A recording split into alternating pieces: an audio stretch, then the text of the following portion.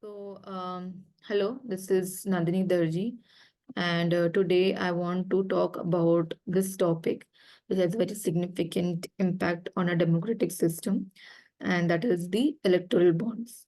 Now, these type of financial instruments have become a focal point of debate surrounding political funding, transparency, and accountability. So, it was first introduced in January 29, 2018 by Narendra Modi-led NDA government. Electoral bonds act as a means to streamline political donations. The concept was simple. Individuals and entities could purchase these bonds in denominations ranging from 1,000 rupees to 1 crore and then donate them to eligible political leaders of their choice.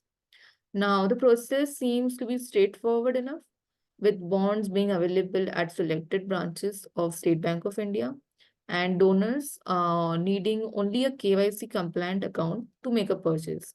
However, this is just the surface. It is when you get into the details, you get to know the real reality of electoral bonds. So, while electoral bonds promise the anonymity for donors, critics soon raised their concerns about the lack of transparency surrounding these transactions. Now, the anonymity intended to protect donors from potential repercussions ended up shrouding the entire process in secrecy. Who was funding, to whom, became a mystery, raising serious questions about the integrity of a political finance system.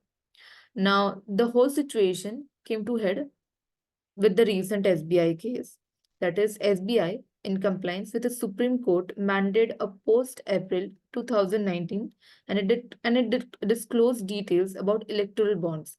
Now, these disclosures revealed substantial contributions from major corporations like Infosys, Seant, Sensor Technologies, Bharti Airtel, and Future Gaming. Now, such revelations only fueled the fire of controversy that is already happening. Now, this significantly influenced the corporations to a while over the political landscape. Now, in the middle of this, BJP emerged as the biggest beneficiary, reportedly accounting for nearly 60% of all contributions received by political parties since the start of this electoral bond scheme. Now, this revelation added more fuel to the fire, intensifying calls for greater transparency and accountability in the political funding. Now, the legal battle surrounding the electoral bonds reached its climax recently in February 2024 when Court made a landmark decision. Now, recognizing the paramount importance of transparency in political funding, the court struck down the electoral bond scheme. It emphasizes the need of accountability, and this directed the SBI to disclose all details about the bonds, including the donor information.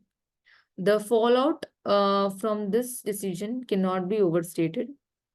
It marks a pivotal moment in our democracy, signaling a shift to a more transparent political system.